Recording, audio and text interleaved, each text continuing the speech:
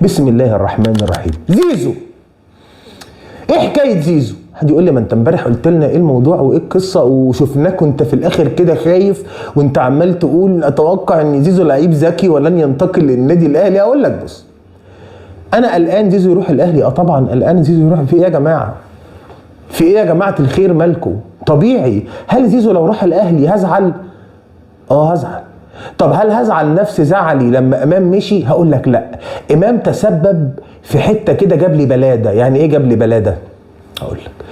يعني خلاني ايه، ما عنديش دم شويه. يعني الصدمه الكبيره خدتها في امام. كبه من كبهات نادي الزمالك في المدرجات. امام عاشور راح الاهلي وبقى يقول عندي غزاله وعندي ديناصور وعندي فخلاص الموضوع عادي. فزيزو لو راح الاهلي هزعل، هتصدم وهقعد بقى اعمل ايه؟ لا خلاص. لكن هل الحته دي ممكن تاثر على معلومه انا هقولها لك او تخلي المعلومه دي مثلا صح غير صحيحه؟ مستحيل.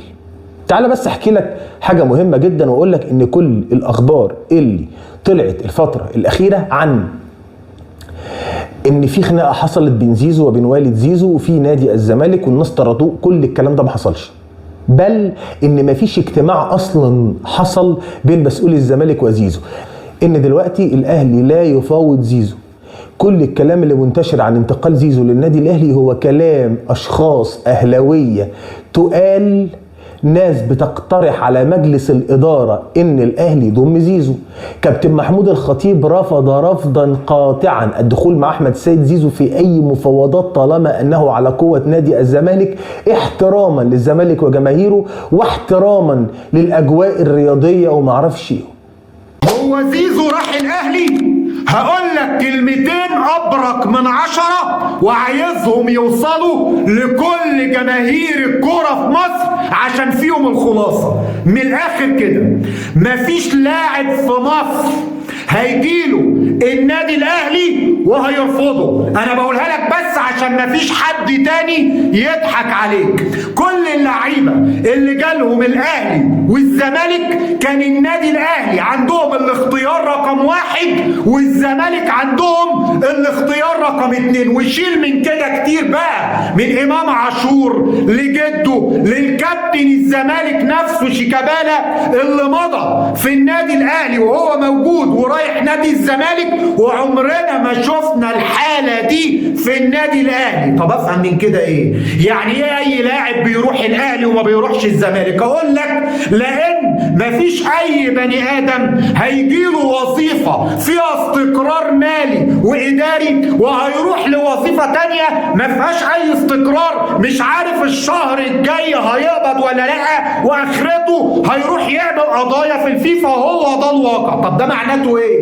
معناته ان لو الاهلي عايز زيزو الموسم ده او المواسم اللي فاتت كان جابه وكان زيزو راح الاهلي، واعرف تماما ان طالما زيزو قاعد عندك معناها ان الاهلي لا فوضه الموسم ده ولا الموسم اللي فات، لانه لو جاله الاهلي مش هيرفضه. ودي حقيقه لازم توصل لكل الناس، وده اللي اعلنه النادي الاهلي وقال لك ان مفيش اصلا تفاوض تم مع زيزو. فما نعلقش شماعاتنا وفشلنا الاداري وفشلنا في ان احنا نوقع مع لعيبه ونروح نعلق كل مشاكلنا على النادي الاهلي ونقول ان النادي الاهلي بياخد لعيبه، لان النادي الاهلي عنده نظام. ما كانش عندك لعيب بيلعب جوه نادي الزمالك على مدار التاريخ كده بما فيهم اخر صفقه امام عاشور، والاهلي خده منك وهو بيلعب عندك. امام عاشور كان بيلعب في ميتلاند، من قبله كهربا كان بيلعب بره، من قبله غيره كان بيلعب بره. مفيش لاعب فيهم كان عنده عقد معاك والاهلي خده. صفقة قرن جديدة وتخفيلة جديدة، احنا مش حملها ولا انت حملها يا اهلي. من الاخر بقى، لا احنا حمل الصفقة الجديدة دي ولا انت حملها يا اهلي، عشان انتوا مش قد غضب جماهير الزمالك. من الاخر تخفيلة القرن اللي بجد بقى.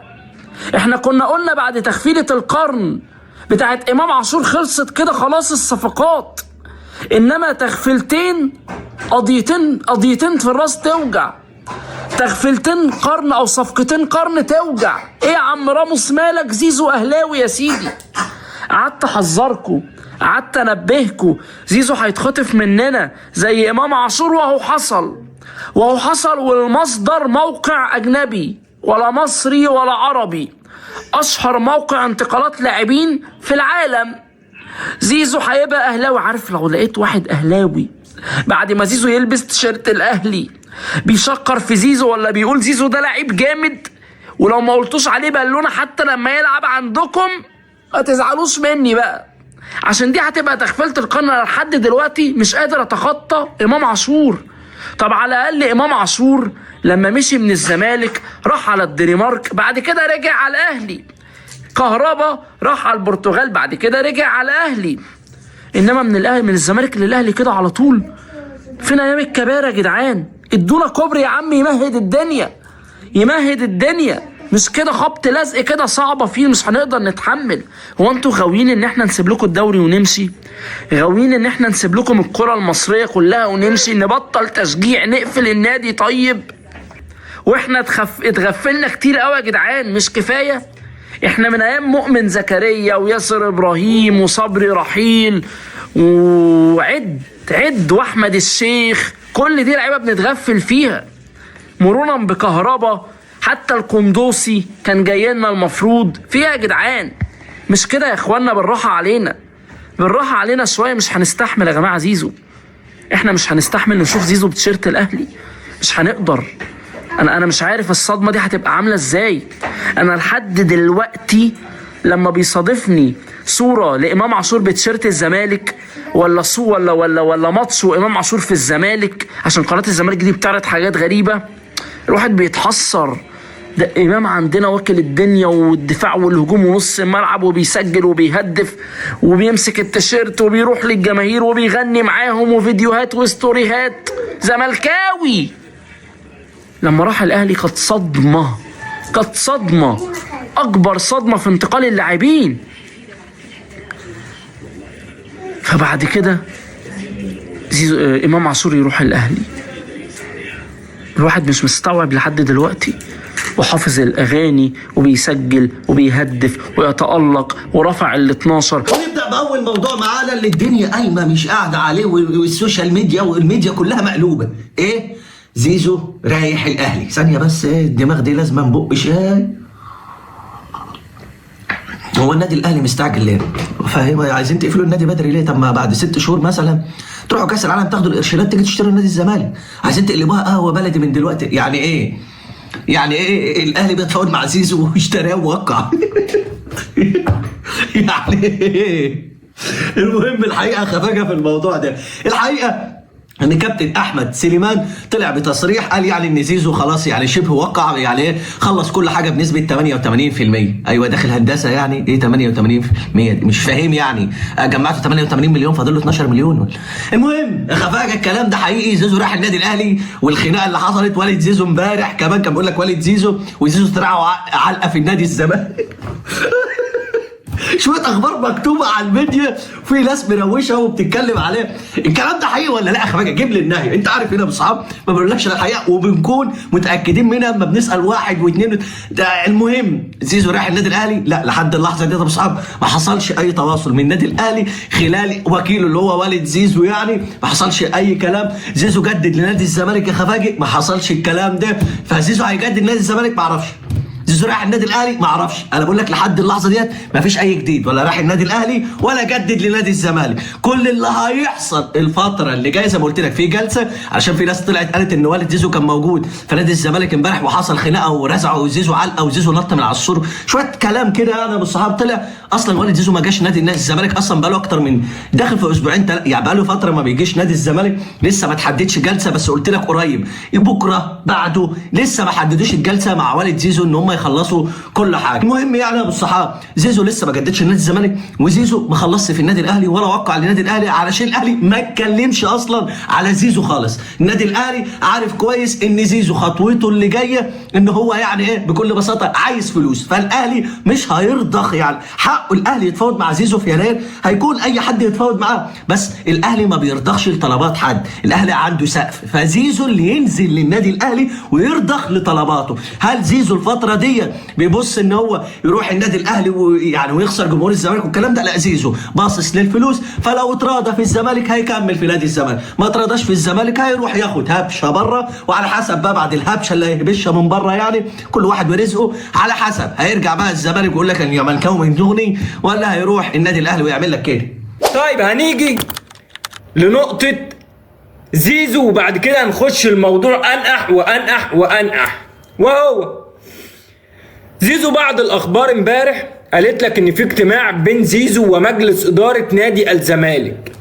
حلو لم يوصلوا لاتفاق، محدش فيهم وصل لاتفاق. والد زيزو في القعدة قام رامي كوبليه جميل كده، وهو لو زيزو طلباته ما تنفذتش وتم الاتفاق على 100 مليون وتم التوقيع مع نادي الزمالك، هياخد ايد زيزو كده تحت باطه زي ما كابتن محمد رمضان عمل مع كابتن محمد الشناوي، وهيروح على بوابة النادي الاهلي يخبط عليهم تعاقدوا مع زيزو، وسوف يتنازل عن مبلغ ضخم جدا جدا جدا لاجل الانضمام الى النادي الاهلي. ليه زيزو هيتنازل؟ لانه هيلعب بطولة كاس العالم للاندية مع النادي الاهلي. ليه زيزو هيتنازل؟ لان النادي الاهلي نادي بطولات.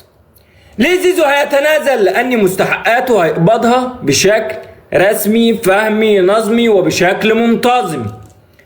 ليه زيزو هيمضي مع النادي الاهلي؟ لان النادي الاهلي عارف وماشي على سيستم معين.